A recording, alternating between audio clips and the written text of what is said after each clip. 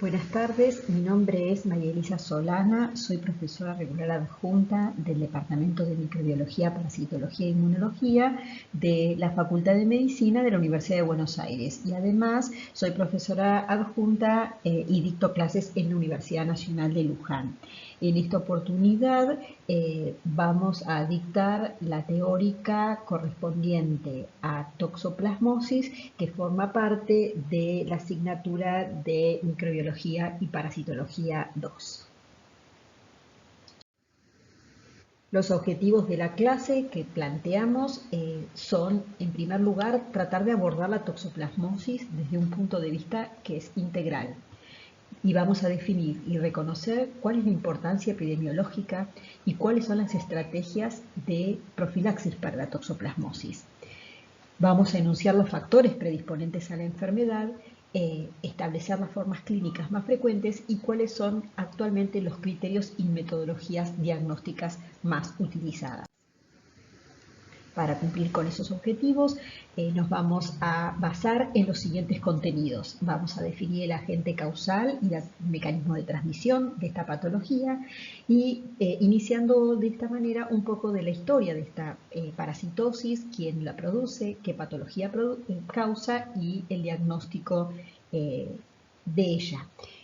Vamos a hablar de la relevancia epidemiológica, cuáles son las nociones actuales de profilaxis y cuáles son los principales grupos de riesgo y en ellos qué manifestaciones clínicas y patológicas se desarrollan y cómo es el abordaje diagnóstico en cada uno de ellos. Presentamos entonces al agente causal y su ciclo biológico. Se trata de Toxoplasma gondii, que como recordarán de Micro 1 pertenece al filum de los Apicomplexa dentro de la subclase de los eucoccidios. Este parásito presenta como hospedador definitivo a los felinos, en particular el gato, por su proximidad y su contacto con el humano. Y a los hospedadores intermediarios que comprenden a los vertebrados, tanto aves como mamíferos. De esto que acabo de decir se desprende que Toxoplasma gondii presenta un ciclo de tipo indirecto, heteroxeno, con hospedadores definitivos e intermediarios. La fuente de infección de Toxoplasma gondii puede ser a través de alimentos contaminados o el suelo contaminado también. Y las vías de transmisión son varias, ya que presenta la vía de transmisión oral, la vía transplacentaria y la vía iatrogénica por trasplante de órganos. Este parásito tiene varios estadios infectantes, lo que le asegura perpetuarse en el tiempo y en el espacio, ya que posee mecanismos redundantes para lograr la infección. El primero que está definido ahí son los bradizoitos. Los bradizoitos son estadios que se encuentran contenidos en los quistes tisulares.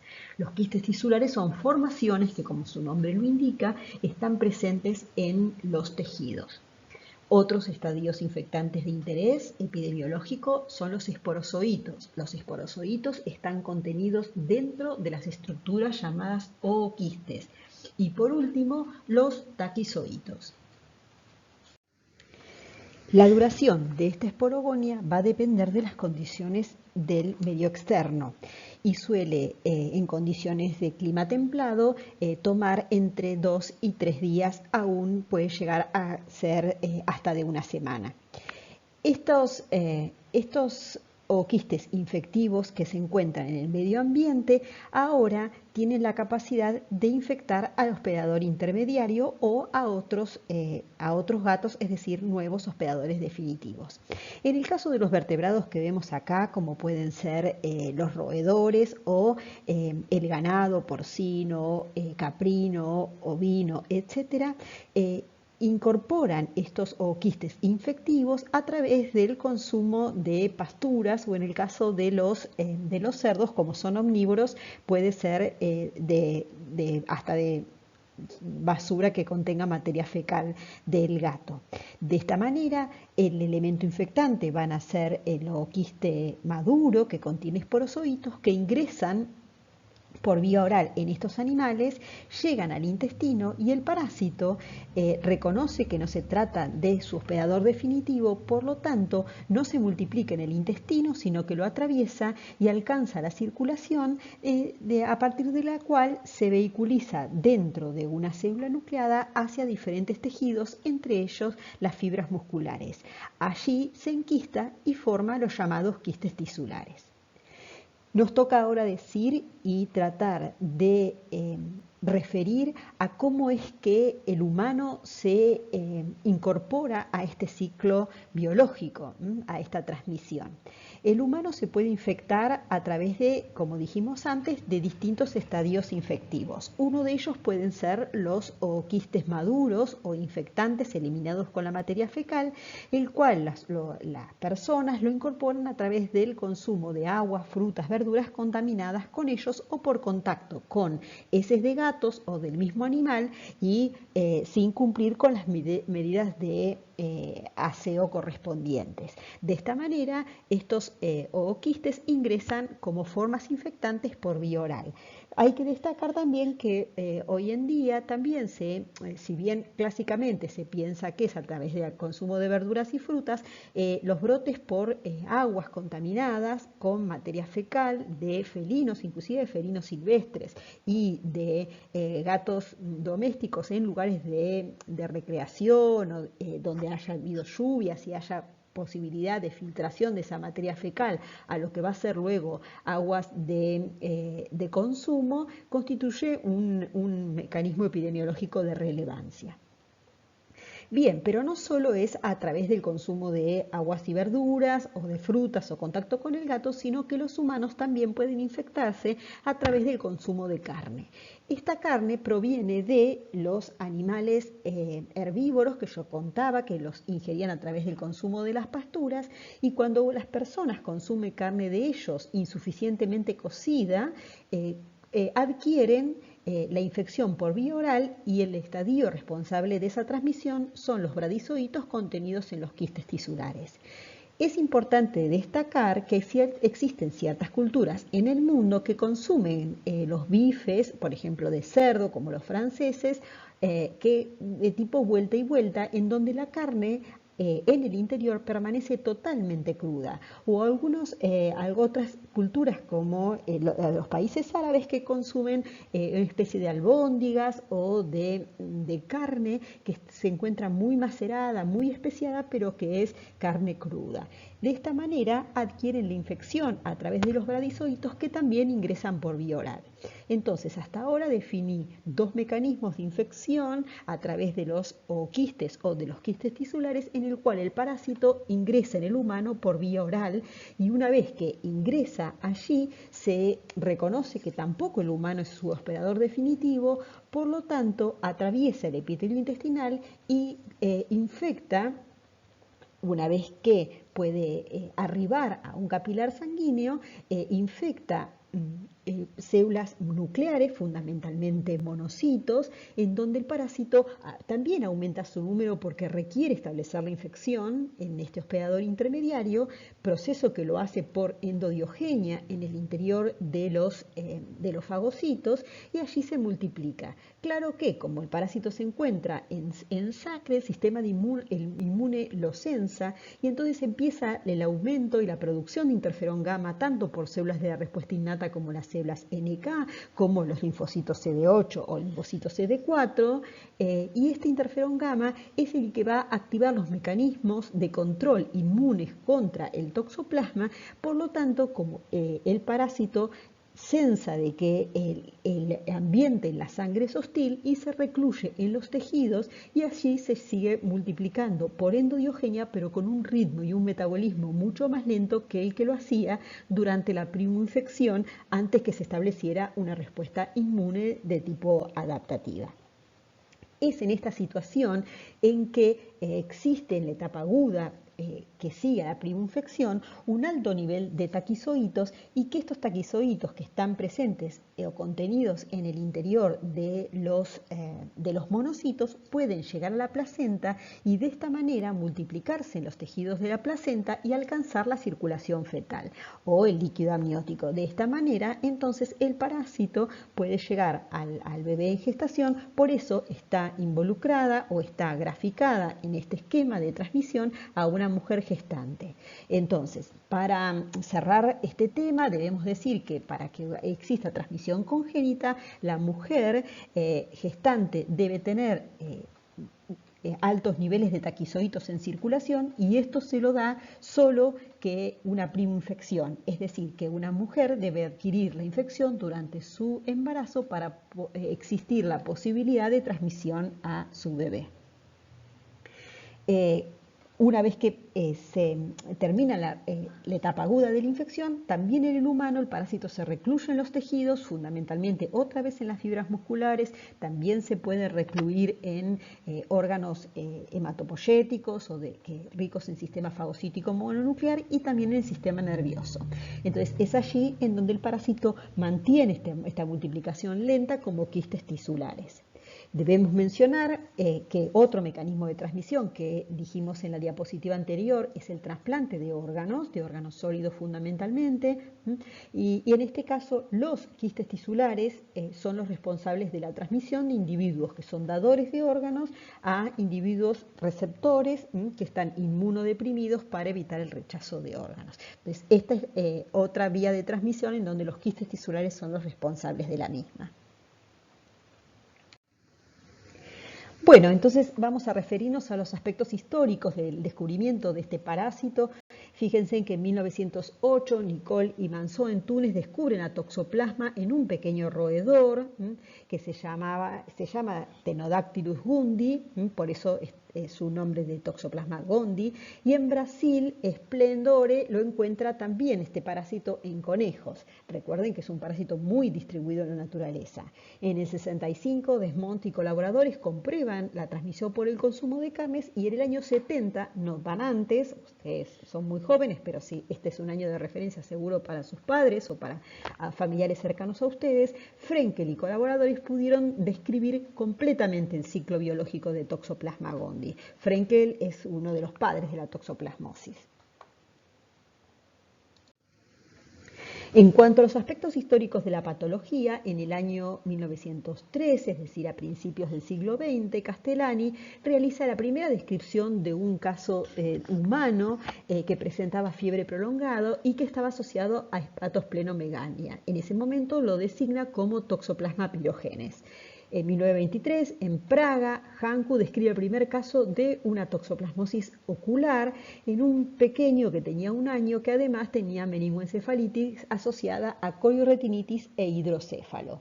En el 37, Wolf, Cohen y Page describen la toxoplasmosis congénita y en el 40, Pickerdon y Weidman describen la toxoplasmosis en pacientes adultos.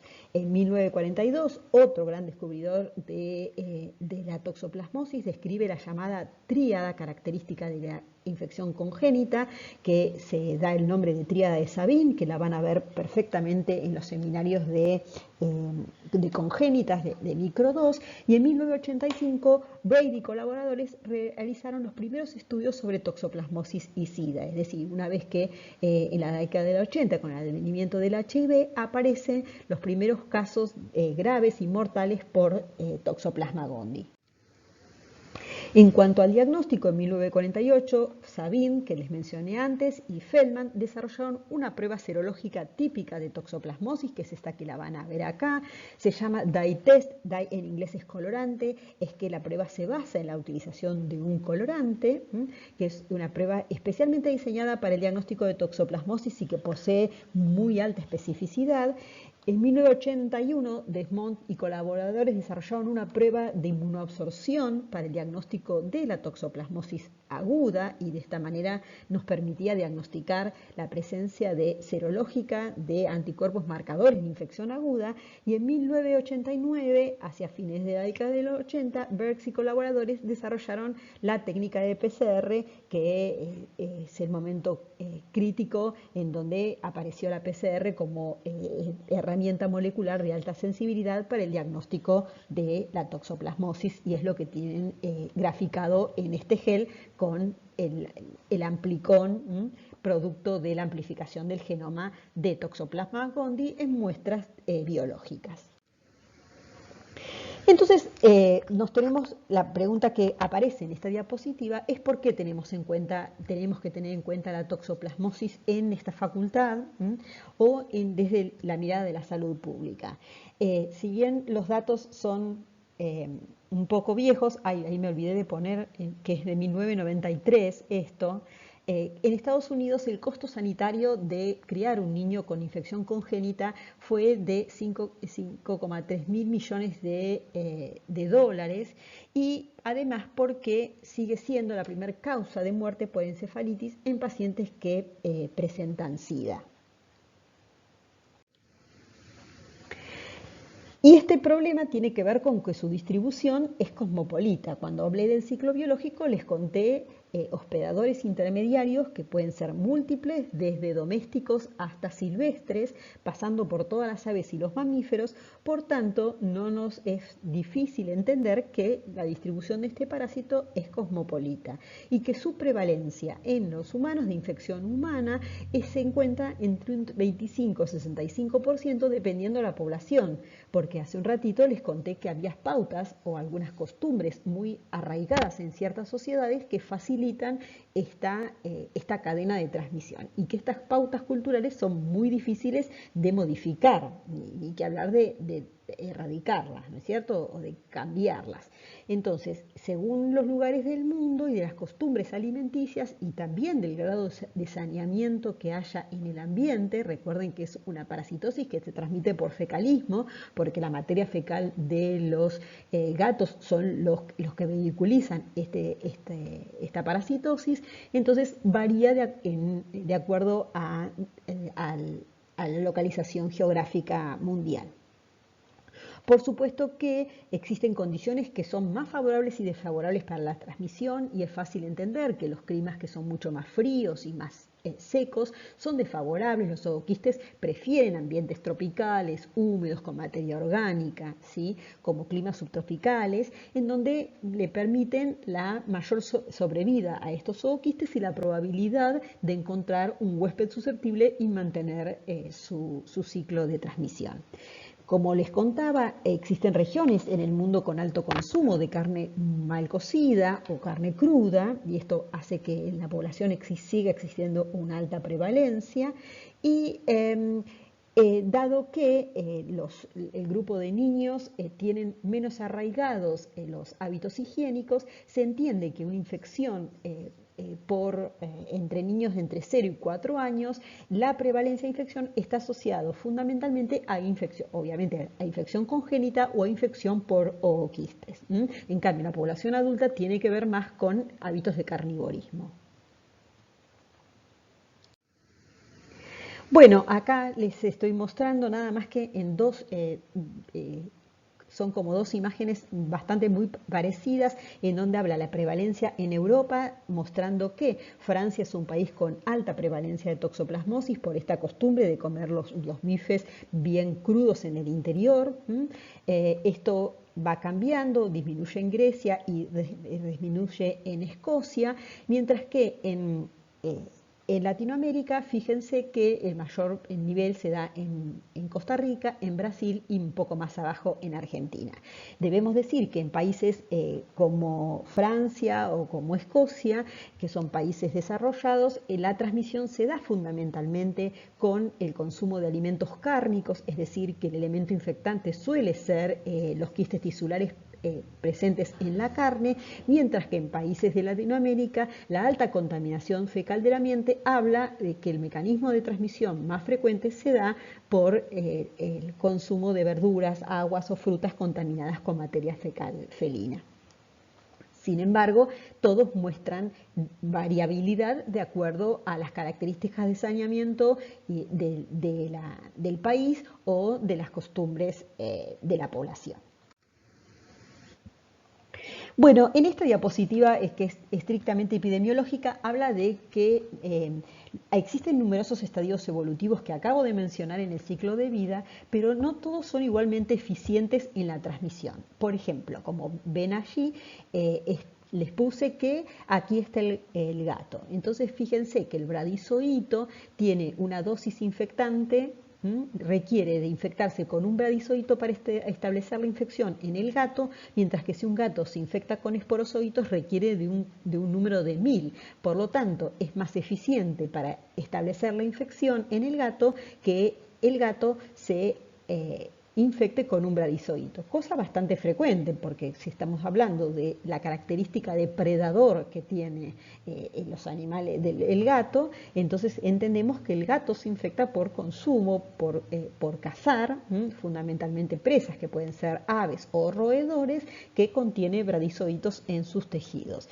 Es bastante interesante porque se habla que la infección por Toxoplasma gondii puede cambiar la conducta de los animales. Entonces pareciera, hay algunos estudios de comportamiento que se ve que los ratones cambian su estado de alerta, y entonces son presas mucho más fáciles de ser cazadas por los gatos que si estuvieran libres de infección. En cambio, en el caso del humano, que es un huésped intermediario, se ha demostrado que el esporozoito que está presente en los alimentos de tipo vegetal o frutas o el agua son más eficientes para establecer la infección, que en segundo lugar es el bradizoito, y que el taquizoito se requiere mayor número para poder establecer una infección exitosa. Por último, debemos decir que la prevalencia en los gatos, esto dice cero prevalencia porque estamos hablando podemos establecer los gatos que están infectados a través de la medición de anticuerpos contra toxoplasma. Y se establece que hay un 30-40% de gatos infectados con toxoplasma. Y esto parece como catastrófico, pero debemos recordar que solo los gatos que son muy jóvenes, que son los que adquieren la infección, que adquieren la primoinfección, son los que eliminan ooquistes con su materia fecal, porque luego de terminado su ciclo en el intestino, obviamente se genera una respuesta inmune adaptativa en mucosas que hace que el parásito no se quede allí, y entonces los gatos más adultos, o si quieren más viejos, ya que desarrollan solamente su ciclo tisular, es decir, poseen parásitos en los tejidos, tal cual lo tienen los huéspedes intermediarios, y no tienen más su ciclo de multiplicación parasitaria en el intestino, por tanto no liberan más ooquistes con la materia fecal. Entonces, es de entender que si bien hay una alta prevalencia, solo el 1% libera ooquistes con su materia fecal, que como vuelvo a decir, son los gatos que han adquirido la primoinfección. Pero esta cantidad de ooquistes es tan alta, porque estoy hablando de millones, que su rol epidemiológico es sumamente relevante. Bueno, y acá les quería mostrar qué efecto tienen los desinfectantes sobre los ooquistes, que son estas formas de resistencia. Entonces, si bien no es la mejor imagen porque no me salió con muy buena calidad, fíjense que si hablamos de el hipoclorito de sodio, que no es ni más ni menos que la lavandina, a una concentración del 6%, y si le hacemos un tratamiento de 24 horas, el ooquiste, kill quiere decir muerto, no se muere, por lo tanto permanece viable.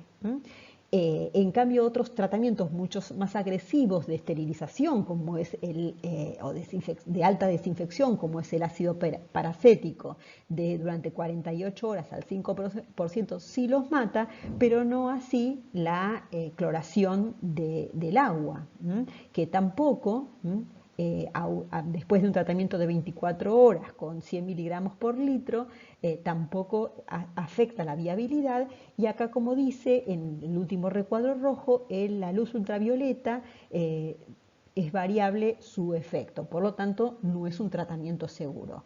De acá surge de esta tabla, ahí hay otro montón de tratamientos más que son estructuras estrictamente resistentes a los desinfectantes habituales. Por eso pueden permanecer viables y mantener la infección en numerosos hospedadores. Bueno, con esto, esta diapositiva, entendemos que existe un grupo especialmente de riesgo, que son las embarazadas, que tienen que ser muy cuidadosas a la hora de consumir verduras, que estas verduras tienen que ser en lo posible cocidas para evitar riesgos, que la carne tiene que ser consumida fundamentalmente cocida, de ninguna manera comer fruta carne cruda, y también tiene que ser muy cuidadosa a la hora de llevar a cabo las tareas de limpieza de las camas, donde las piedritas donde los gatos habitualmente liberan sus deyecciones. Entonces es muy importante que en el caso de estas mujeres tengan, o bien lo hagan con guantes, o bien lavándose con un lavado exhaustivo de manos, como sabemos que debemos hacerlo en medicina. Bueno, hay algunas cosas que se pueden hacer. Esto tiene que ver con la congelación, el frisado de la carne es una buena medida para evitar o disminuir la viabilidad o afectar la viabilidad de las quistes tisulares, y también, por supuesto, la cocción adecuada de las carnes, el lavado exhaustivo y adecuado de las hortalizas que pueden contener oroquistes. También a las mujeres embarazadas que no están infectadas y que lo que pretende la medicina es que no adquieran la infección durante su embarazo, es enseñarles a cocinar diciendo que tienen que, por un lado, procesar la carne y por el otro lado procesar los vegetales para que no haya contaminación cruzada. Por eso hablamos de segregar los productos de carne y de vegetales, y también los de utensilios de cocina. Por supuesto que pasteurización, porque los taquizoitos presentes en la leche de cualquiera de los animales, de cabra, etcétera, etcétera, pueden ser transmisores. Desde nuestro lugar que compramos la leche en el sachet del supermercado, esto no es riesgoso, pero sí en otras sociedades, en otros ambientes, en otras regiones, puede ser un mecanismo de transmisión. Y por supuesto que en el caso de las embarazadas también es importante hacer un adecuado manejo y la eliminación y la disposición de la materia fecal de los gatos, ¿sí? Recomendándoles, por ejemplo, a las mujeres que realizan jardinerías que pueden aerosolizar o quistes durante sus labores, deben ser muy cuidadosos en ese momento, porque los gatos suelen enterrar su materia fecal. Entonces las tareas de jardinería pueden promover estas situaciones de riesgo. Por supuesto que para ella y para tantas infecciones es fundamental el lavado de manos, como sabemos que tenemos que hacerlo en medicina, como dije recién, con el tiempo adecuado para hacer un lavado clínico de las manos, y la eliminación de vectores mecánicos que pueden transportar patógenos, en este caso, o quistes desde la materia fecal del gato a los alimentos. Y en el caso de la medicina, es importante el servicio de infectología tener en cuenta los controles serológicos pre-trasplante, tanto del dador y el receptor, y post-trasplante en el caso del receptor, para poder saber en qué situación infectológica se encuentra ese paciente y estar especialmente alerta a cualquier estado o cambio en su situación clínica, especialmente que tenga que ver con fiebre, para poder instaurar alguna medida adecuada lo más precoz que fuera posible. Y como les decía, para evitar la transmisión es importante el control de las mujeres embarazadas desde el punto de vista serológico, y no solo su control, sino su monitoreo, y en el caso de la República Argentina, el tratamiento de aquellas mujeres que se encuentran cursando la infección aguda, esto es decir, las que hayan adquirido la primoinfección durante la gestación. Sin embargo, la medicina en realidad y la epidemiología tienen muchas cosas, y también en realidad la academia tiene algunos puntos que se encuentran como asignaturas pendientes, es decir, poder encontrar algún método que permita detectar rápidamente la contaminación ambiental, porque existen, como les decía al comienzo, algunos brotes importantes por contaminación del agua. ¿Cuáles son la sobrevida o los métodos que que se pueden establecer para poder hacer un tratamiento eficaz de los lechos comerciales para gatos y saber que si uno hace un tratamiento de un tipo determinado se puede eliminar esta materia fecal? Pensemos que también si uno descarta sin ningún tipo de procesamiento estas materias fecal de un animal, estas piedritas de los animales infectados, también le está dando al ambiente una contaminación con elementos infectantes. Entonces sería muy interesante poder hacer algún procedimiento para que ese material salga sin ningún riesgo, no solo para la mujer que vive en la casa, sino para el resto de la población. También que haya nuevos tratamientos que sean más eficaces para el caso de los animales que están infectados.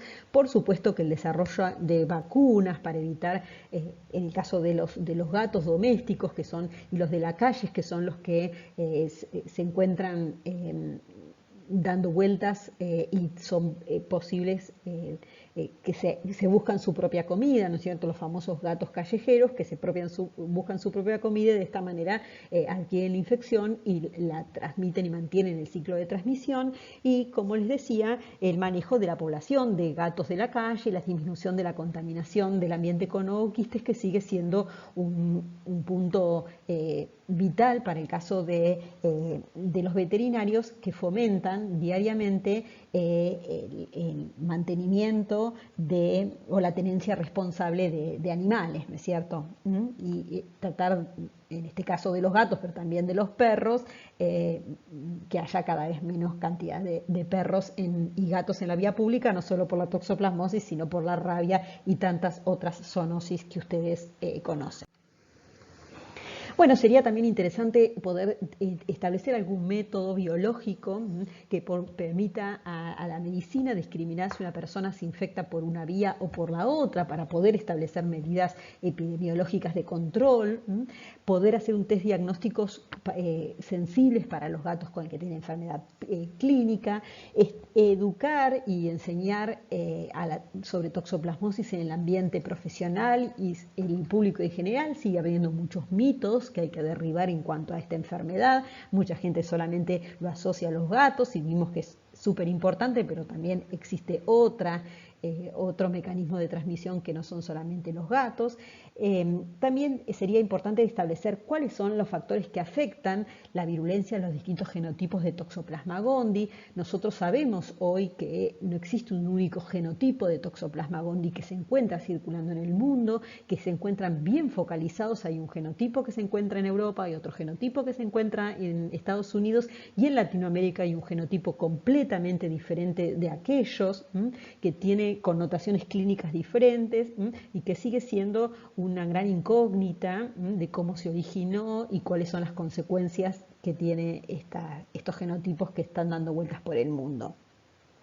También es importante conocer qué papel tiene la genética del hospedador. En este caso también tiene que ver que la genética de las poblaciones es bien diferente, para ver que existen ciertas presentaciones clínicas que son típicas, por ejemplo, de Latinoamérica o más frecuentemente en Latinoamérica, y entonces sería bueno ver cuál es el papel que tiene esta genética, y estudio entre la relación entre la infección crónica y el comportamiento humano, porque como les mencioné, así como les dije que la infección en el sistema nervioso de los ratones los hacía más susceptibles a ser cazados por los gatos, se cree también que los individuos que tienen infección por Toxoplasma gondii podrían tener ciertas alteraciones del tipo comportamentales, y existen muchos trabajos interesantes que relacionan la seroprevalencia en infección, por ejemplo, con enfermedades como la esquizofrenia, en donde encuentran muchos puntos en común a través de ciertos mecanismos metabólicos que producen la infección en el sistema nervioso por Toxoplasma gondii y ciertas enfermedades que son degenerativas con esta patología. Importantes de ahondar.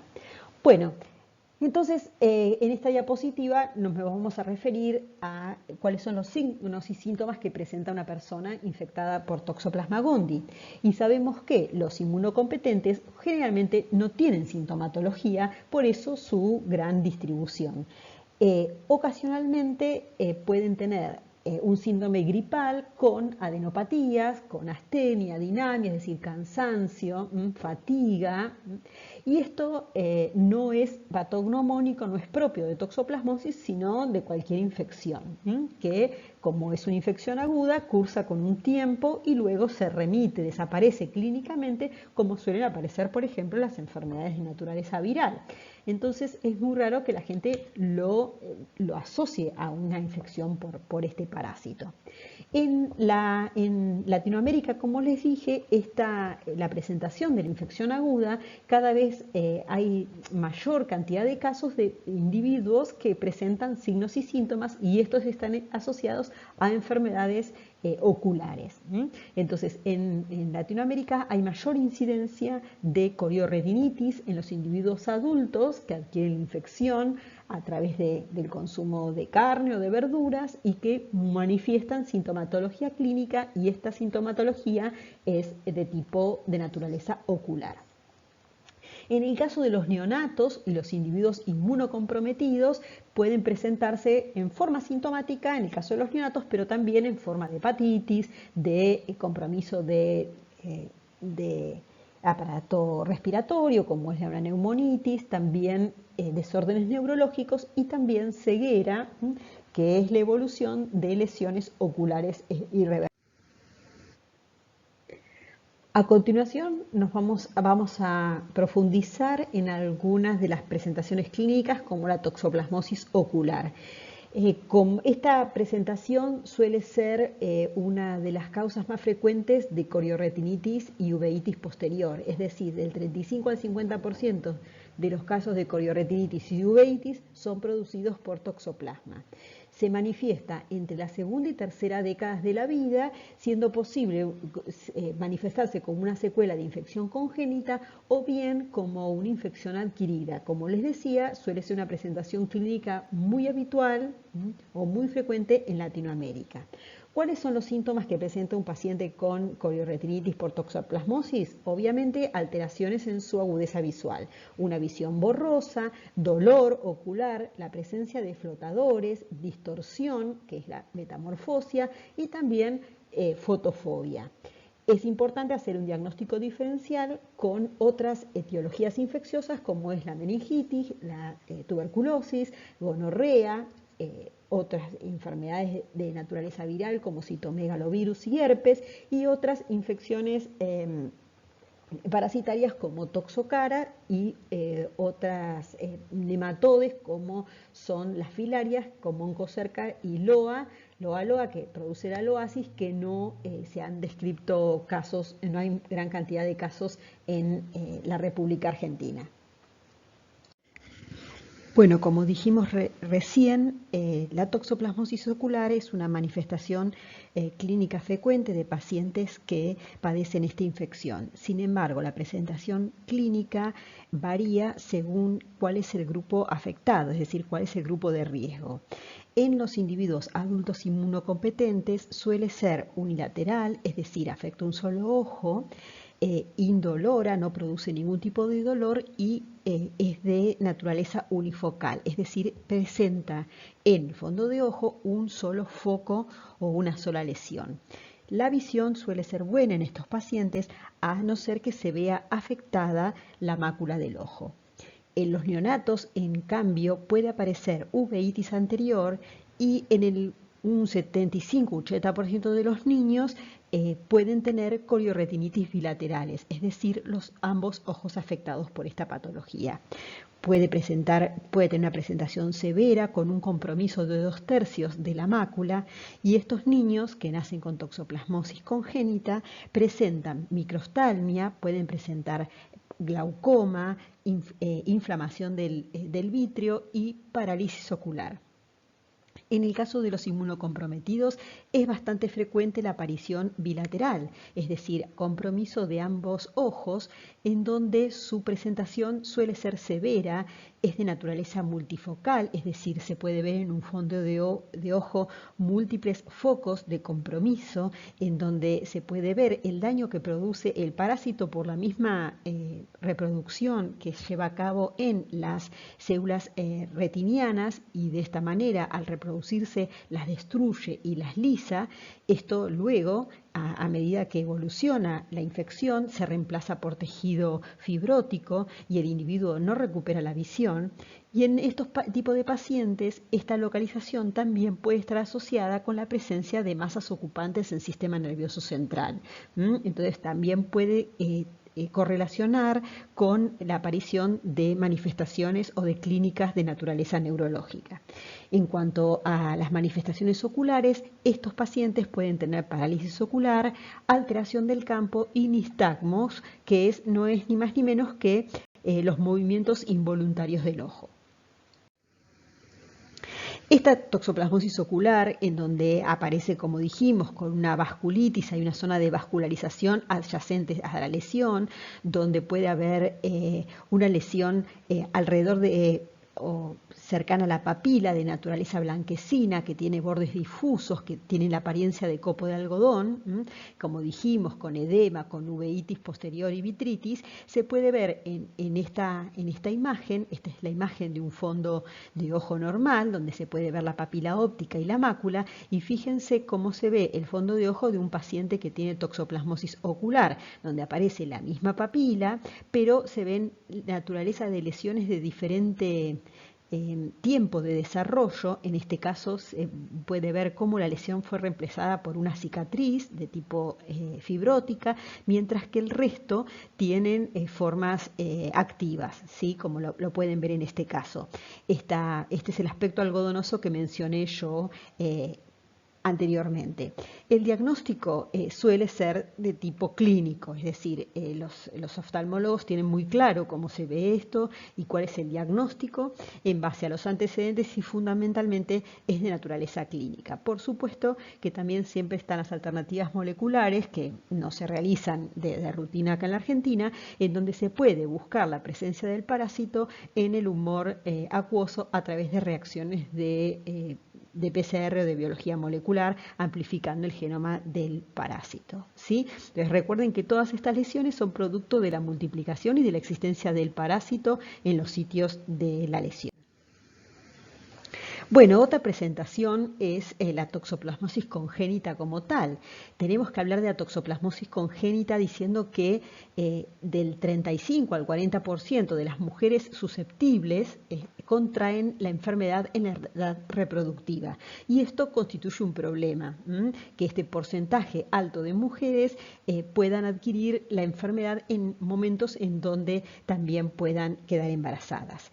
Esto, la infección o la adquisición de la infección en términos infectológicos se puede ver a través de la seroconversión. Recuerden que este es un parásito que no se deja ver habitualmente, o sea, es muy poco probable hacer un diagnóstico directo a través de la visualización del parásito, y entonces solamente nos queda para hacer el diagnóstico la herramienta serológica, que es la detección de la presencia del parásito por la respuesta inmune evocada por los pacientes. Entonces, en este caso, la seroconversión, que recuerdan que es la conversión de un título muy bajo o nulo a la presencia de anticuerpos, nos indica la producción activa de esos anticuerpos en ese momento, lo que nos hace inferir la posibilidad de una infección en curso. Entonces, este parámetro, que es la seroconversión, ocurre en alrededor del 8 por 1000 de estas pacientes, lo que nos está hablando de la posibilidad de una transmisión a sus bebés, o lo que es lo mismo, de una primoinfección con una posibilidad real de transmisión a sus hijos.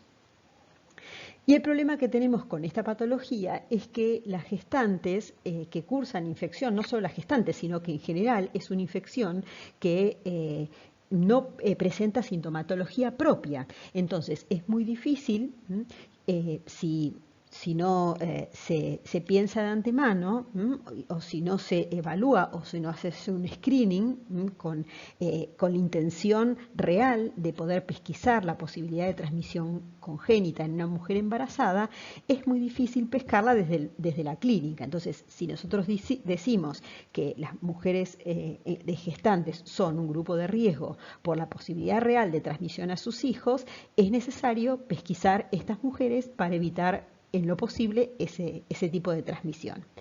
Recordando, como decía recién, que un porcentaje muy mínimo presenta una sintomatología, y esta sintomatología tampoco es patognomónica, tampoco es exclusiva de la toxoplasmosis, ya que es común a muchas patologías infecciosas. Como dice en la diapositiva, aparece la paciente con dolores musculares, desgano, a veces una fiebre febrícula, no una fiebre demasiado alta, y aumento del tamaño de los ganglios, ¿sí? De linfadenopatías. Por lo general, como es por vía oral, suelen ser en los ganglios cervicales, pero no es exclusivo, porque puede haber pacientes que tienen toda una cadena ganglionar o ambas cadenas ganglionar comprometidas por la infección. Entonces nos preguntamos, ¿por qué es necesario hacer el screening serológico en una mujer embarazada? ¿Para qué se realiza el screening en ellas? Primero, para poder descartar, ¿sí?, que no existe riesgo de infección congénita en mujeres que tuvieron infección previa al embarazo, ¿no es cierto? Entonces, esto nos permite decir, bueno, esta mujer se encuentra en la llamada etapa crónica de la infección y por tal no existe riesgo real de transmisión a su hijo. Pero sin embargo, en ese screening vamos a encontrar una gran parte de mujeres, como dijimos recién, que tienen la posibilidad de seroconvertir. Por lo tanto, son mujeres que no están infectadas, es decir, son susceptibles porque no son inmunes, no tienen anticuerpos porque nunca tuvieron contacto con toxoplasma. Esto cabe como un real problema, porque si bien hasta este momento de la gestación nunca tuvo contacto con el toxoplasma, lo que el sistema de salud o el obstetra tiene que evitar es que no sea esto, los 9 meses, el momento en que exista esa primoinfección. Entonces, para eso, el sistema de salud tiene que brindar las medidas profilácticas adecuadas para evitar esa posible transmisión, que es lo que hablamos al principio de la clase.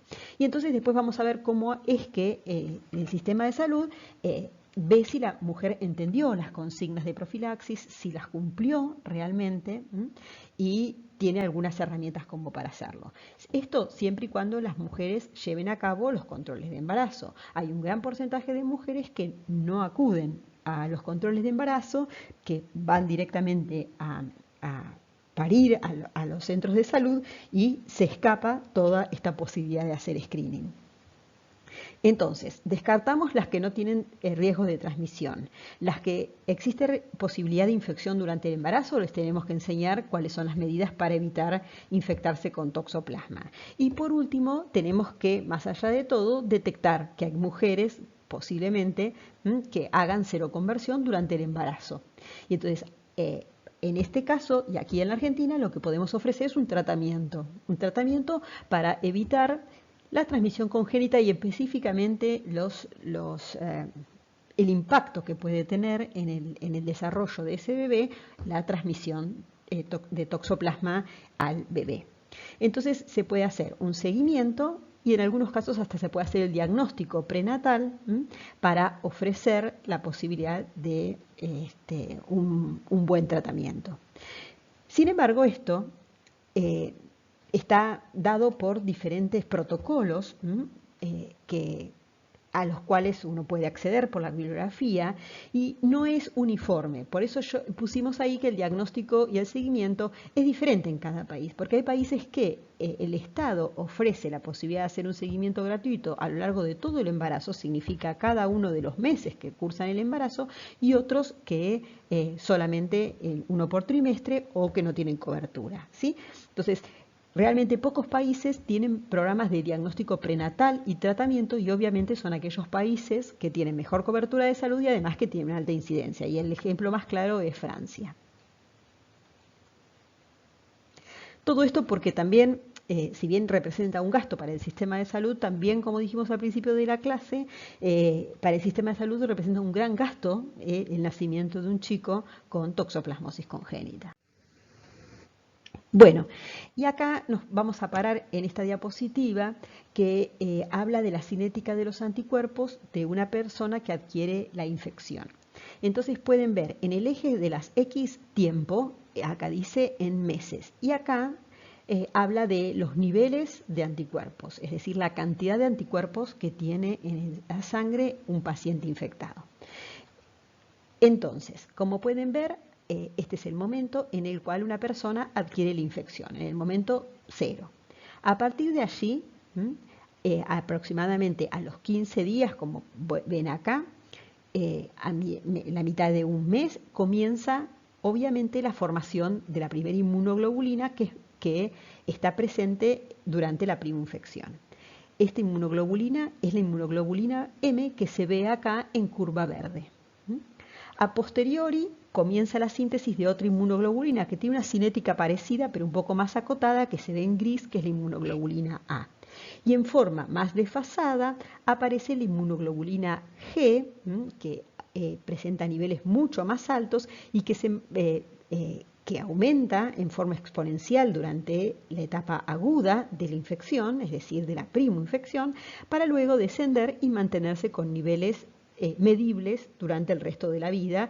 Esto es una infección crónica. También es de mencionar, o es importante mencionar, que la IgE es otra inmunoglobulina, una IgE que es específica para toxoplasma, que se sintetiza después de la G y que tiene una cinética mucho más acortada. Como ven, comienza después del mes y a los 5 meses desaparece de la sangre. Entonces, así presentado, lo que llama la atención en esta curva es que la inmunoglobulina M, que suele ser una inmunoglobulina marcadora de infección aguda, que ya lo deben haber visto para infecciones de naturaleza o de etiología viral, en este caso la inmunoglobulina M comienza a aumentar, pero tiene el problema que en algunas pacientes, no pasa en todas, pero con que pasen algunas esto ya es suficiente, se mantiene presente en el suero aún, o en la sangre, aún 18 meses después de haber contraído la infección, es decir, hasta 1 año y medio. Por lo tanto, detectar la presencia de IgM en una paciente no es indicadora de infección reciente. Puede haberla adquirido hace un mes, hace 2 meses, hasta 1 año antes la infección. Y cuando estamos hablando de un año posterior, como lo ven acá, ya ven acá 0 y acá estamos en los 12 meses. Ya estamos en la etapa crónica de infección, en donde claramente no existe riesgo si este fuera el caso de una mujer embarazada. Por tanto, como ven acá, la IgM no es un buen marcador de infección aguda en la mujer embarazada. Obviamente su presencia nos está hablando de que pasó algo no hace demasiado tiempo, como mucho hace 1 año y medio. Y esto alerta, pero si bien alerta, no es suficiente para llevar a cabo una acción o llevar a cabo una medida o para actuar frente a esta mujer. Por eso es que sabemos mejor o vemos cuál es la cinética de los otros anticuerpos, otros isotipos, porque se ha estudiado que la IgM no sería un buen marcador, por esto de esa persistencia de 18 meses que puede tener la toxoplasmosis, ¿sí? Entonces, fíjense que en un embarazo o en una gestación de 9 meses, el hecho de que una mujer tenga durante 18 meses presencia de IgM puede ser que lo haya adquirido muy previo a su embarazo, por lo tanto no constituye riesgo en esa mujer de transmisión a su bebé. Bueno, vamos a entrar ahora a hablar un poquito más de eso. Otro tema con la IgM es que puede no estar presente en pacientes inmunocomprometidos. Si bien puede aparecer como marcadores en reactivaciones, según el grado de inmunocompromiso puede no estar presente ni en inmunocomprometidos ni en infecciones congénitas, también es una inmunoglobulina que no se deja ver fácilmente, y también en ciertas situaciones atípicas de inmunocompetentes. Por lo tanto, no está siendo una herramienta de valor valiosa para la detección de infección aguda reciente. Entonces, ¿qué pasa con una mujer que está embarazada? En el cual, como dijimos, hay que hacerle un screening más allá de que la paciente refiera que si tiene fiebre, no tiene fiebre, si convive con gatos, no convive con gatos. Vimos que esta es una infección muy expandida en el mundo y que tiene muchas rutas de transmisión. Si bien el gato dijimos, el huésped definitivo y está muy relacionado con una de las formas infectantes, no es exclusivo. Entonces, en cualquier centro de salud, el obstetra es capaz de pedir una serología para toxoplasma. Esta serología para toxoplasma tiene el objetivo tiene como objetivo detectar cuál es el estado serológico de la paciente frente al toxoplasma. Entonces, cualquier centro de salud tiene la capacidad de hacer una ELISA, una aglutinación de partículas o una hemaglutinación, que no es recomendable en este caso, como pusimos acá, porque se aparece como positiva muy tardíamente después de adquirida la infección. Por lo tanto, no es muy buena, no tiene mucha sensibilidad en este punto. Bien, ahora bien, ¿qué pasa si alguno de estos parámetros orientan al obstetra o al médico actuante la posibilidad de una posible, como acabo de decir, infección reciente? Entonces, cuando aparecen valores que hacen sospechar, es necesario tener una confirmación lo más ajustada posible para llevar a cabo una acción. Entonces, es necesario que ante la sospecha del obstetra, de acuerdo a los valores que haya arrojado esto, se le indique algunos métodos de detección serológicos que son confirmatorios y que son exclusivos, están exclusivamente diseñados para el diagnóstico de toxoplasmosis. Estos son Sabin-Feldman, recuerdan que Sabin era uno de los descubridores del toxoplasma, Isaga, que es una reacción de aglutinación, pero que se basa como en una ELISA de inmunoabsorción y de aglutinación, inmunofluorescencia, y estos también, desde Avidez y Western Blot, que también son propios de toxoplasma o para alguna de las también para otras infecciones virales, pero está descrito para toxoplasma. Fíjense que estos métodos confirmatorios no se hacen en cualquier centro de salud, sino que deben ser enviados a un centro de referencia para realizarlos. ¿Está bien? ¿Por qué? Les voy a contar cómo se hace la Sabin-Feldman, la técnica de Sabin-Feldman. Tiene valor para la detección de niveles de IgG. Es sumamente precoz, entonces puede distinguir aún bajos niveles de IgG. Es una técnica extremadamente sensible. Pero debe ser realizada en un centro de referencia porque usa como fuente de antígenos, recuerden que lo que vamos a tratar de buscar en el suero de nuestra paciente es IgG. Y para poder medir una inmunoglobulina específica necesitamos una fuente de antígeno.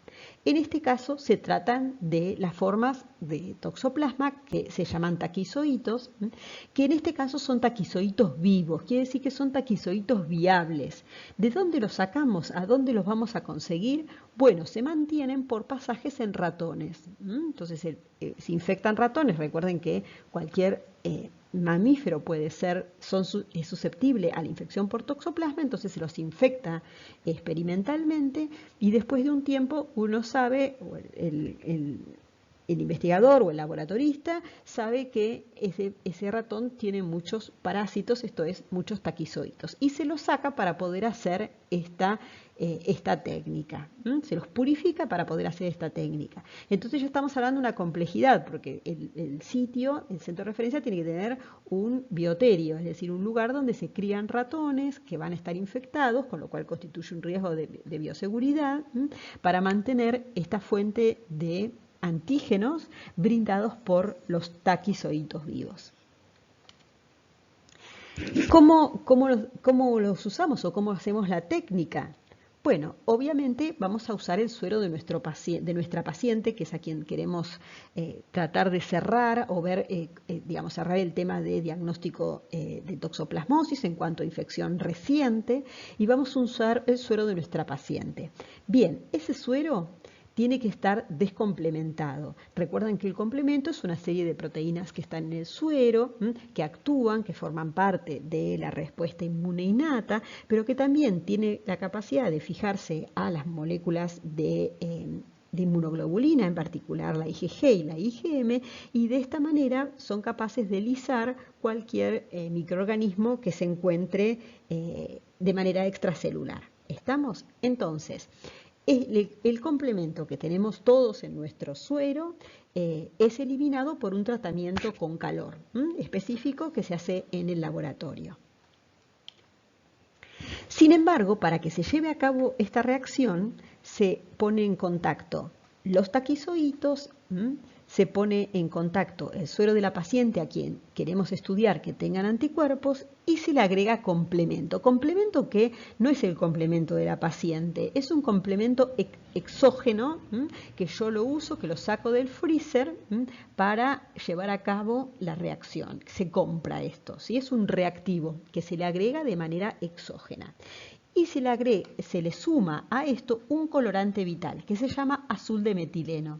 Esta es la técnica que yo dije al principio que se llama técnica del colorante o dye test.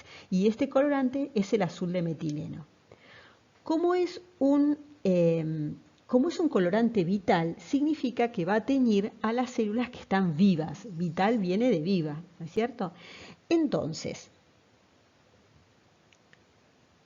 si nosotros no tuviéramos los anticuerpos de la paciente, es decir, la paciente no tiene anticuerpos contra toxoplasma, cuando pongamos el colorante vital, este va a entrar en los taquizoitos vivos porque son células vitales vivas y se van a teñir de color azul.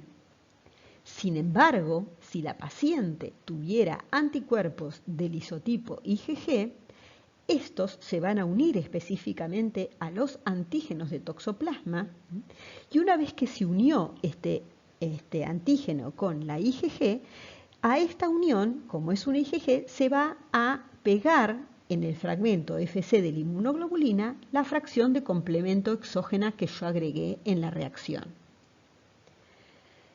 Como producto de esta unión antígeno-anticuerpo y de la acción del complemento, la membrana del taquizoito se altera. No es que se lisa el taquizoito, sino que se altera la membrana. Se altera de tal manera que se hace impermeable a la entrada del colorante que agregó luego, a posteriori. Por lo tanto, si nosotros distinguimos que existen en nuestra muestra, esto se ve todo con el microscopio, ¿sí? Porque son protozoos, son organismos unicelulares. Si yo veo que existen taquizoitos incoloros, significa que el colorante no pudo entrar. ¿Y por qué no pudo entrar? Porque había anticuerpos en el suero de la paciente que se adhirieron a los taquizoitos y fueron capaces en este complejo antígeno-anticuerpo de fijar complemento.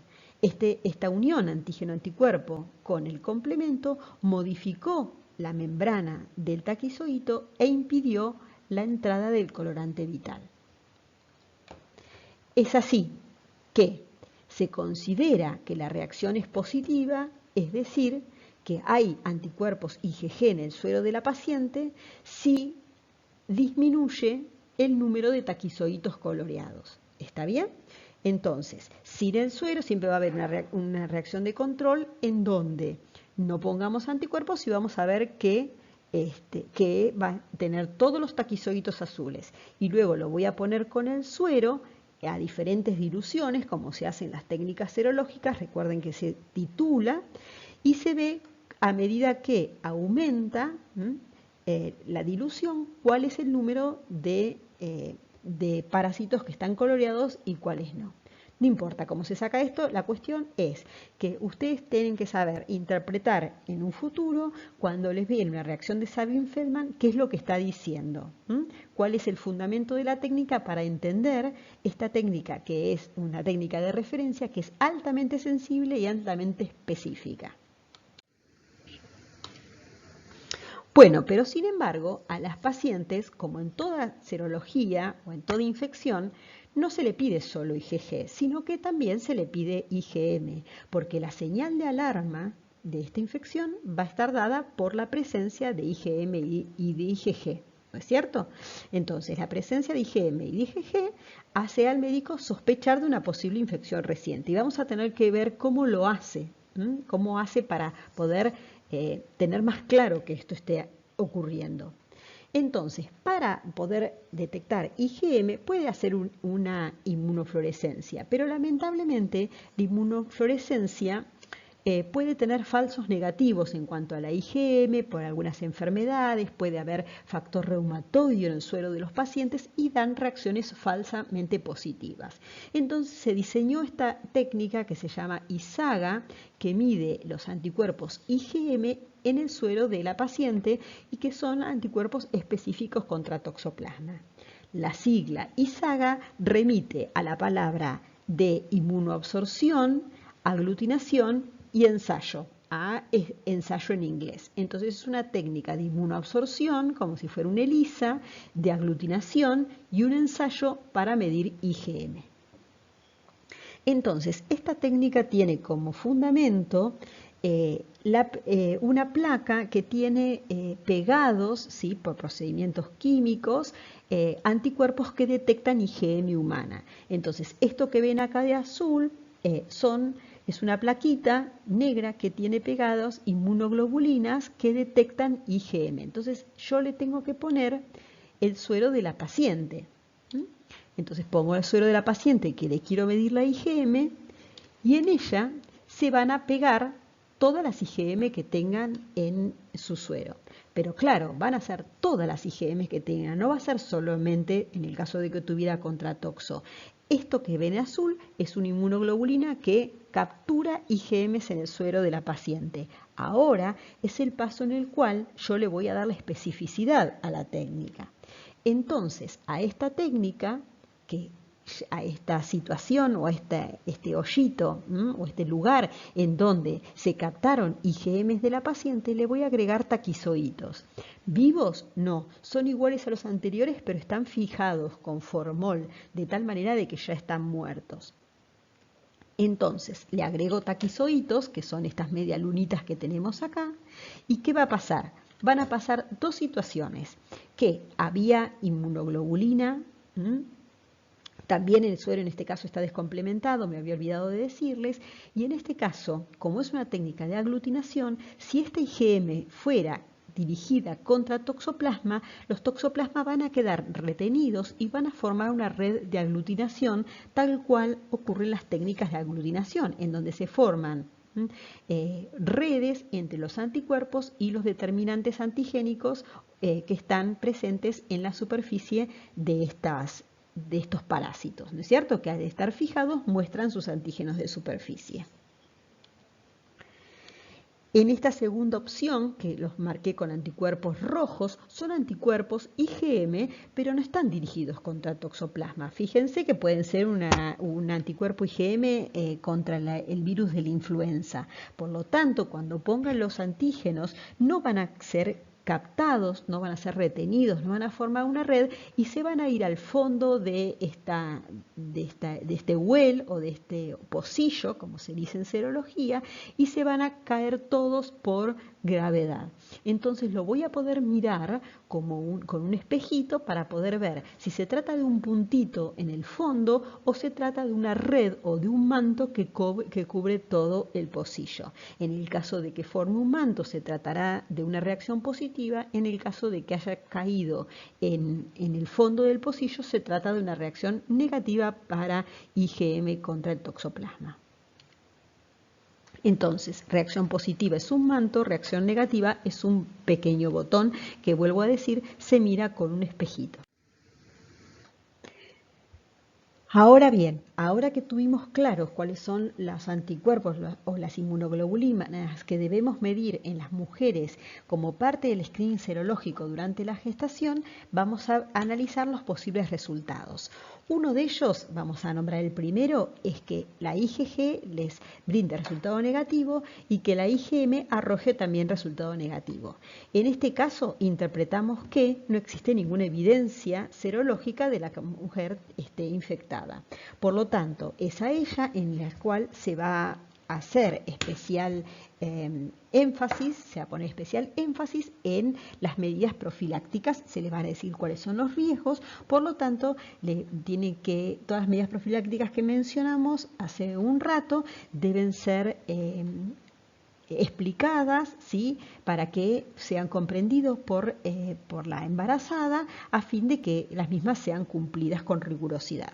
Ahora bien, ¿cómo sabemos como médicos que la mujer entendió el mensaje, que no lo minimizó, que lo pudo de alguna manera llevar adelante? Entonces el sistema de salud lo que hace es al segundo trimestre le vuelve a hacer la serología. Si arroja resultados negativos, quiere decir que no sigue sin estar en contacto con el toxoplasma, y en el tercer trimestre vuelve a repetirlo. Y si sigue siendo negativa, seguimos pensando obviamente que no hubo contacto con el parásito. Por supuesto que esta mujer, si se trata de mujer primeriza, se lo vamos a volver a hacer en el próximo embarazo, si es que vuelve a tener otro hijo.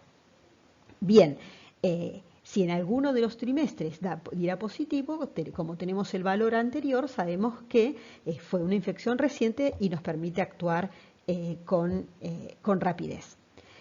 La otra opción es que, vamos a ir a la tercera, es que la IgG dé positiva, pero la IgM da negativa. Esto nos está hablando de una infección de más de un año de duración, por lo tanto es una infección crónica en el caso de esta paciente, es lo que nos hace pensar que no existe riesgo de transmisión a su hijo, porque, como dijimos, necesitamos que, como condición, que la mujer curse la primoinfección o etapa aguda durante la gestación. La otra posibilidad es que dé solamente positiva la M y la G de negativa. Allí es bastante raro esto, es una infección muy reciente o un resultado IgM falso positivo, por lo que les decía, por la prueba utilizada o por la presencia de factor reumatoide. Entonces esto hay que volverlo a estudiar y repetir. Y la otra es cuando ambas inmunoglobulinas dan positivas, tanto la G como la EB. Entonces,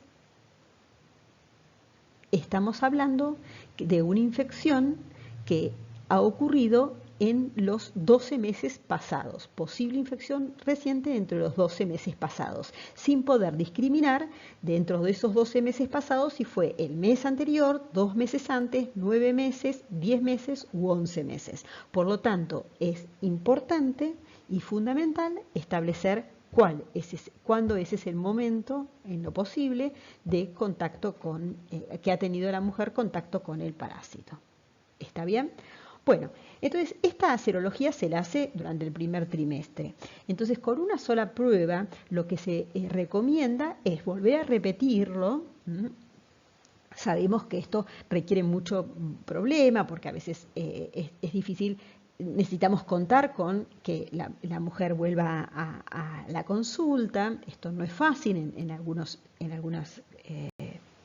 medios, en algunos contextos. Entonces también existe la posibilidad de, con esa misma muestra, hacer una técnica que se llama técnica de avidez. Bueno, esto para redondear, decimos que el criterio posible de probable infección aguda es la presencia de IgM, de IgG alta, niveles altos de IgG o en aumento, y por supuesto la posibilidad de encontrar una posible seroconversión. Entonces les decía, la seroconversión requiere de 2 muestras separadas al menos de 15 días, pero con una sola muestra, que es la que presentó o que se obtuvo para poder conocer el estado serológico durante el primer trimestre, se requiere que se haga dentro de las primeras 16 a 20 semanas de gestación. Se le puede hacer una técnica de avidez. ¿En qué consiste? Recuerdan ustedes de inmunología que existen técnicas de ELISA que permiten usar antígenos, una sopa de antígenos pegados a una placa de plástico y en el cual se pone en contacto el suero del paciente y luego se lo revela con un conjugado, que es un anticuerpo pegado con una enzima, que en el caso que haya habido unión antígeno-anticuerpo, este conjugado o este anticuerpo dirigido contra la inmunoglobulina G humana tiene una enzima y cuando pongo el sustrato cambia del color y puedo ver un color que se puede medir en cuanto a intensidad de densidad óptica en un lector de ELISA, ¿no? En un espectrofotómetro, quiero decir. Bueno, esto se hace y se saca el título. Esto me dice qué cantidad de anticuerpos IgG tiene, ¿sí? Sin embargo, esta técnica permite, que se llama test de avidez, permite repetir este mismo ensayo, pero luego de poner en contacto el suero en el pocillo donde estaba el antígeno, por lo general en la reacción se usa como un líquido de lavado para sacar toda la proteína que esté interfiriendo ahí para que no haya reacciones inespecíficas. Entonces, se le agrega a ese líquido de lavado un metabolito que se llama urea. Resulta que la urea lo que hace es despegar aquellos anticuerpos que no estaban muy intensamente pegados. Esto que digo intensamente significa que no tenían mucha avidez por el antígeno. ¿Estamos? Entonces, estos anticuerpos de baja avidez son anticuerpos por lo general que se pegan que están dirigidos a antígenos de la membrana plasmática, del parásito. Y como les decía, cuando pongo la urea, se despegan esos anticuerpos y entonces no veo una reacción de la misma intensidad, porque cuando viene a pegarse el conjugado, no puedo ver que haya mucha intensidad debido a que no hay una unión antígeno-anticuerpo. Entonces comparo cómo me daba el título o la densidad que tenía sin urea y con urea. Si ese valor que me arroja el espectrofotómetro es el mismo, sin urea y con urea, significa que los anticuerpos estaban muy pegados y cuando le puse esta urea que funciona como un detergente, no los despegó, quiere decir que son anticuerpos que tienen muy alta avidez por el antígeno. Esto es típico de las infecciones crónicas. Por tanto, una mujer que presenta anticuerpos de alta avidez en esta muestra que se debe tomar dentro de las primeras 20 semanas de gestación, si tiene estos tipos de anticuerpos, nos está descartando que la infección sea de menos de 16 a 20 semanas. Por lo tanto, es una infección pasada del tiempo de gestación y podemos concluir que no corre riesgos, ¿sí?, el bebé en gestación, porque estos anticuerpos son anticuerpos de alta avidez de una infección que tiene por lo menos 16 a 20 semanas de duración. Por lo tanto, no existen riesgos de infección transplacentaria. En cambio, si los anticuerpos se despegan porque la urea los sacó como si fuera un detergente, quiere decir que eran anticuerpos que no estaban muy bien pegados y cuando analizamos los valores de densidad óptica entre la técnica con urea y sin urea, vamos a ver que con urea bajó notablemente porque no pudimos ver esa unión antígeno-anticuerpo. Entonces, esto es lo que nos habla de una posible infección aguda. Posible, no cierra, pero bueno, sirve. O sea, lo que sí confirma son los anticuerpos de alta avidez. Los de baja avidez son sospechosos, pero no son del todo confirmatorios. Pero sirve para que el médico tome una determinación o una conducta médica ante esta situación junto con los otros datos serológicos, ¿sí? Entonces, este test de avidez también se hace en algunos centros, ¿sí? Por ejemplo, en la Sardá, en el Clínica, ¿sí?, en algunos lugares, porque son técnicas bastante caras. ¿Estamos? Bueno, entonces todo esto me permitía saber si una mujer está cursando una infección reciente. En ese caso, entonces, es posible que el médico implemente una acción de tratamiento para evitar secuelas en el neonato. Bueno, entonces, ¿qué pasa si la gestante se lo convierte durante la gestación?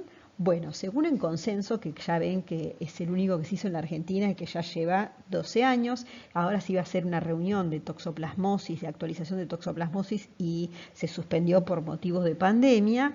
Si esa mujer se lo convierte durante la gestación, más allá de suministrar un tratamiento antiparasitario para evitar los riesgos de transmisión congénita, y fundamentalmente las secuelas, es fundamental que se lleve a cabo un control ultrasonográfico o ecográfico durante la gestación, es decir, prenatal.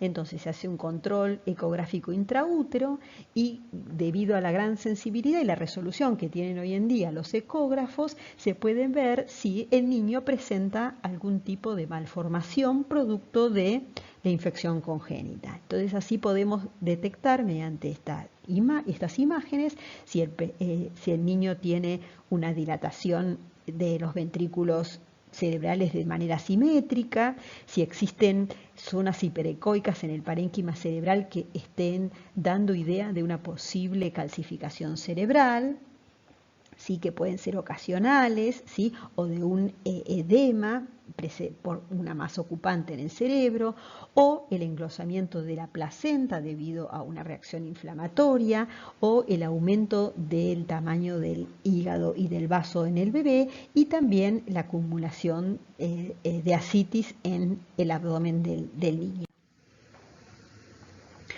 En esta diapositiva nos tratamos de refrescar los conceptos que vimos en micro 1, que tiene que ver con cuáles son los riesgos de transmisión de la toxoplasmosis durante el curso de la gestación.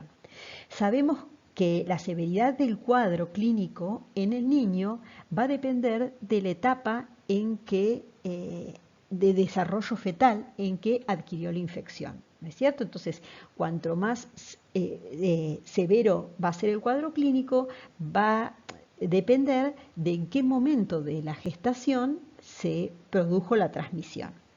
Entonces, como ven, el riesgo de transmisión, que es esta flecha verde, aumenta a medida, esta flecha verde habla del curso del embarazo, ¿no? Entonces, este es el primer trimestre, este es el segundo trimestre, este es el tercer trimestre. Y como queda claro que el riesgo de pasaje es mayor en el tercer trimestre, es decir, que si una mujer se infecta en el tercer trimestre, tiene mayor riesgo de transmitírselo a su hijo que una mujer que adquiere la infección en el primer trimestre. Sin embargo, las consecuencias en esos bebés son inversamente proporcionales. Es decir, si se produjo la transmisión durante el último trimestre, el bebé nace con un cuadro clínico mucho más severo. Es probable que el bebé nazca de manera sintomática o que el impacto que haya tenido el parásito sobre ese bebé sea mucho menos grave, menos severo. Y esto se debe a que el parásito se encontró con un bebé que ya está formado. Sin embargo, si ese pasaje del parásito al bebé hubiera acontecido o acontece en el primer trimestre, el parásito atraviesa la placenta y se encuentra con un bebé en plena, o en un embrión o un bebé en plena formación de sus órganos, por lo tanto va a interferir con esta formación de órganos, con su organogénesis, y por ende los riesgos y el impacto y las secuelas van a ser mayores. Entonces la probabilidad de que se transmita la infección al bebé es menor, es de un 10 a un 20%, 24%, pero la severidad es mucho más alta, es de un 60% el grado de la severidad del cuadro clínico. Entonces, la toxoplasmosis congénita, no hay dudas, después de todo lo que estuvimos diciendo, que está asociada a la infección de la madre durante la gestación, que a nivel mundial la incidencia de esta toxoplasmosis es de 2 a 10 por 10.000 nacidos vivos y que en la ciudad de Buenos Aires se ha documentado un 0,5 por 10.000 nacidos vivos. y que el 75% de los recién nacidos con infección congénita son asintomáticos. Recuerden que si la infección se produce en el primer trimestre, también puede afectar el curso del embarazo. Entonces puede haber abortos espontáneos o mortinatos debido a la acción del parásito sobre la gestación y sobre la organogénesis del bebé. Bueno, en caso de que aparezcan manifestaciones, pueden ser de diferentes tipos. Por supuesto que, dado que el parásito se aloja en el sistema nervioso, van a aparecer manifestaciones neurológicas del tipo de calcificaciones dentro del parénquima cerebral, es decir, calcificaciones intracraneales. El paciente puede tener convulsiones, puede tener hidrocefalia, puede tener microcefalia, ¿sí? Y también algunas manifestaciones que tienen que ver con la capacidad visual porque afectan directamente el nervio óptico, ¿no es cierto? Atrofia del nervio óptico, microftalmos, glaucoma, etc. Entonces, es frecuente que se dé uno o los tres manifestaciones de la tríada de Sabin, que yo les dije que lo van a poder ver con mucho más detalle en el seminario de infecciones congénitas, y que esta tríada está representada por la corioretinitis, las calcificaciones cerebrales y la hidrocefalia. Pueden aparecer en el bebé una, dos o las tres manifestaciones más frecuentes. Otra aparición es la presencia de neumonía, de ictericia, de hepatitis, de hepatoesplenomegalia, ¿sí? De vómitos, de diarrea, de rash cutáneo, etc. Y en forma mucho más tardía el estrabismo como manifestaciones clínicas de una toxoplasmosis ocular. Decimos que esto es captado por el sistema de salud. Por supuesto que todas estas secuelas ya mucho no se puede hacer desde el punto de vista médico, porque el parásito ya hizo su efecto, ya ejerció su efecto, por lo tanto los antiparasitarios en este punto no juegan un papel demasiado relevante. En cambio, si podemos captar al niño de tipo asintomático, tenemos posibilidad de hacer un tratamiento muy intenso, muy dirigido, muy agresivo contra el parásito para evitar que con el tiempo el niño desarrolle una corioretinitis, etcétera, etcétera. Esto suele ser captado cuando el chico empieza con la escolarización, porque empieza a manifestar que tiene alteraciones y alteraciones visuales. Entonces es allí donde muchas veces se hace el diagnóstico de una posible infección congénita que el sistema, como dije, el sistema de salud no pudo captar ni en la madre ni en el niño. Bueno, esto es lo que les conté, esto es fíjense el tamaño de este ventrículo, del hidrocéfalo, la presencia de calcificaciones en el cerebro, como se ve acá también se ve la dilatación y la corioretinitis que yo mencioné para el caso de la toxoplasmosis ocular hace un rato. Entonces ahí aparece la famosa tríada de Sabin. Entonces, vuelvo a decir que la afectación fetal es variable, puede ser desde un niño nacido asintomático como un niño con manifestaciones muy severas y aún puede producir abortos. Y como dije, que solo un 15% manifiestan una enfermedad clínica y el 75% o un poco más no presenta manifestaciones clínicas, pero pueden manifestarse varios años después. Por eso dije que en algunos adultos puede manifestarse una corioretinitis debido a una toxoplasmosis adquirida de la comunidad, o digamos adquirida y no congénita.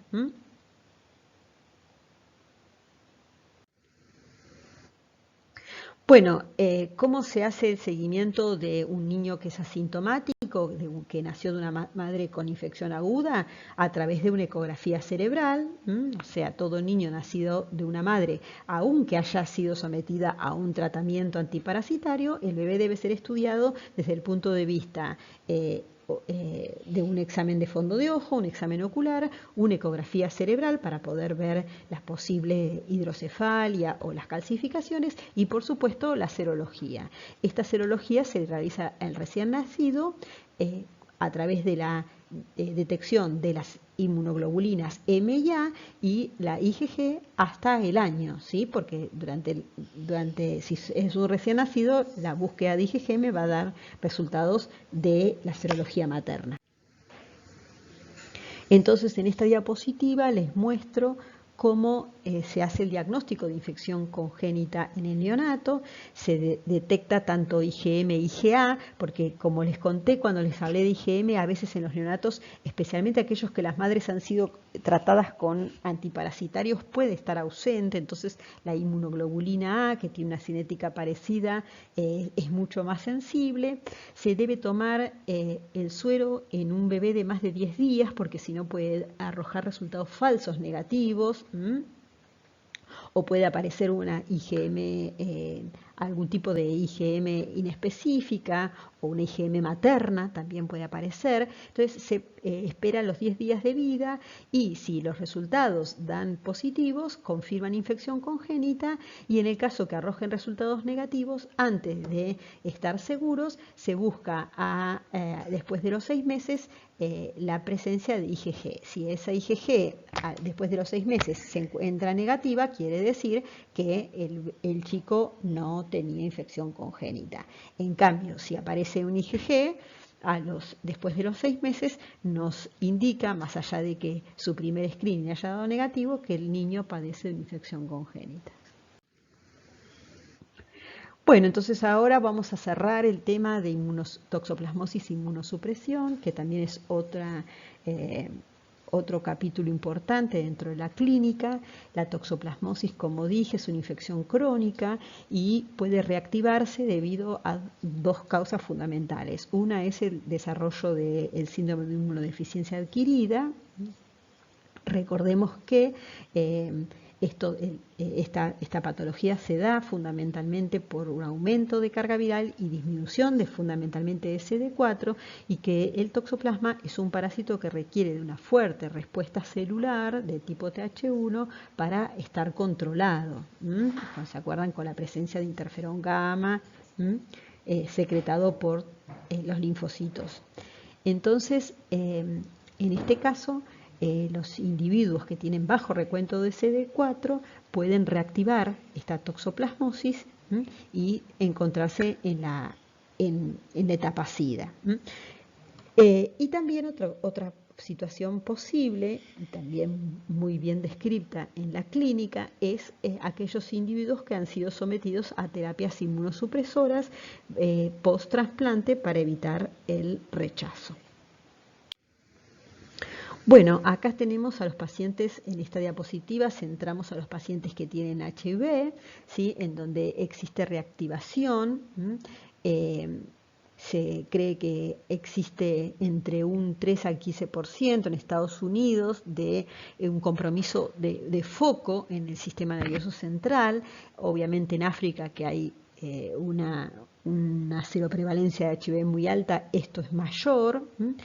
Y aparece en etapas tardías de la infección viral y aparece con un desarrollo sumamente abrupto y si no con síntomas neurológicos abruptos y si no media tratamiento antiparasitario, el paciente entra en coma en pocos días y semanas.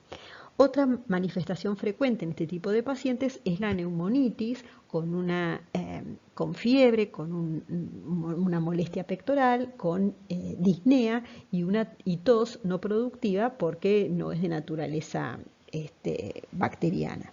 Y también puede presentarse otra vez, como dijimos hoy, la corioretinitis a través de lesiones con múltiples focos, como lo vemos acá, de tipo difusas, lo que nos indican que están en plena actividad, estas lesiones activas y en ambos ojos.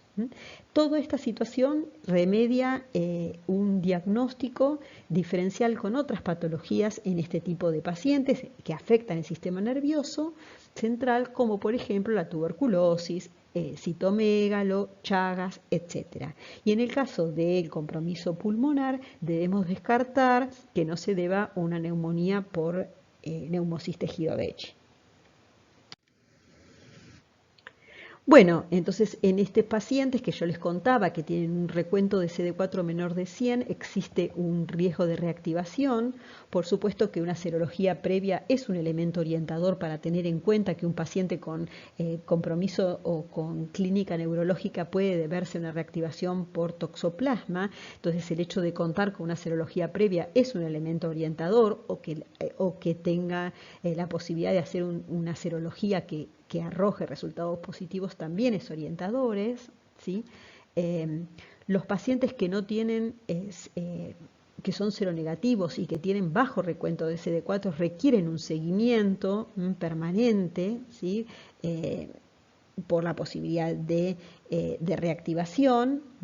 Y siempre la respuesta cuando sospechamos o hay una clínica florida neurológica, una de las causas infecciosas más frecuentes es el toxoplasma, entonces se puede descartar otras patologías e iniciar el tratamiento contra el toxoplasma, y en estos pacientes que eran seroreactivos y que se encuentra una respuesta clínica favorable al tratamiento, de alguna manera refuerza el diagnóstico, aunque no guarda las características típicas del diagnóstico que nosotros enseñamos, ¿no? Como diagnóstico de encontrar al parásito o alguna evidencia que sea certera. Entonces los síntomas neurológicos que solamente hablan de imágenes sugestivas cuando no hay serología, raramente corresponden a infección. Siempre hay una serología que me está ayudando a hacer pensar en toxoplasma como responsable de la patología neurológica. En la reactivación, entonces ahí existe un aumento de la IgG o de la IgM, a veces de ambas, y esto es un buen dato para comenzar el tratamiento antiparasitario. Entonces, por supuesto que para estar seguros, requeriríamos no solo la inmunoglobulina, porque las inmunoglobulinas puede también un paciente ser crónico y estar reactivando una tuberculosis y los anticuerpos contra toxo estar presentes. Entonces lo que confirma es un diagnóstico directo, obviamente por PCR, de biopsia cerebral o de líquido cefalorraquídeo, pero tienen muy baja sensibilidad, por más que son técnicas de alta sensibilidad, en este caso no presentan una sensibilidad muy alta. Bueno, entonces acá mostramos que otra situación, que es los trasplantes de órganos, tantos órganos sólidos como células madre de médula ósea. En este caso raramente es la primoinfección, se trata de una primoinfección, por lo general son pacientes que reactivan, otra vez, pacientes que necesitamos tener la serología previa a la inmunosupresión, y esta presentación puede ser otra vez neurológica, miocarditis y neumonía. Por lo general comienza a los 2 meses post-trasplante como mediana, ¿no? Como dato de mediana, de cuál es el valor que adquiere o que se presenta este tipo de clínica. Oscila entre un rango entre menos de 30 días a más de 100 días, menos de 30 días el 10% de los casos y más de 100 días un 15 o un 20%. Este es el rango en donde aparece la reactivación y, como os decía, con una mediana 2 meses después del trasplante. Bueno, en este caso las muestras van a ser variables de acuerdo a la presentación clínica, si es neurológica, si hay una biopsia del sistema nervioso, si es una corioretinitis, si se puede actuar sobre o hacer diagnósticos sobre el humor acuoso o un lavado broncoalveolar, y también sobre la sangre. Entonces hablamos de una toxoplasmosis probable cuando hay una evidencia clínica, o una evidencia radiológica, cuando hay una PCR positiva en sangre, pero no hay evidencia histológica de confirmación, o sea, solo lo que tenemos es un valor de PCR positiva que se confirma cuando pasa todo lo anterior, pero además hay evidencia histológica, ¿sí? Entonces, esta evidencia histológica está dada por el GIEMSA, ¿sí? O inmunistoquímica o una PCR a partir del tejido, y fundamentalmente también una QPCR, que es una PCR cuantitativa, que si bien que su importancia fundamental es el valor que tiene como valor predictivo negativo en el caso de que sea negativa. Esto está hablando de que si una QPCR da negativa, es altamente probable que el paciente no tenga toxoplasmosis. Entonces ese es su real valor. Entonces, a modo de conclusiones, tenemos que decir que la toxoplasmosis es una zoonosis, ¿sí? Ya lo vimos, es de tipo de etiología parasitaria con una distribución cosmopolita. Se distribuye de acuerdo a las formas de transmisión y a la gran resistencia que presentan los estadios infectantes. Existen como estadios infectantes, debemos nombrar los quistes y los zooquistes, que son responsables de la transmisión por vía oral. Sin embargo, no tenemos que olvidarnos que existen otros estadios infectantes como los taquizoitos, que son los encargados de la transmisión transplacentaria. Este agente tiene como hospederos definitivos a los felinos y a los mamíferos, incluidos el hombre, y a las aves como hospederos intermedios. La mayoría de los individuos infectados son asintomáticos, ¿sí? Esto ya lo vinimos diciendo, y por supuesto que los grupos de riesgo están focalizados en los niños o los fetos que se encuentran en desarrollo, en las mujeres que adquieren la prima infección durante la gestación y los pacientes inmunocomprometidos.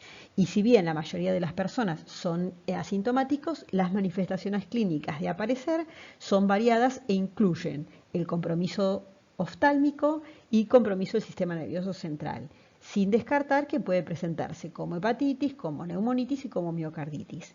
Y también tenemos que puntualizar que el abordaje diagnóstico es en todos los casos indirecto.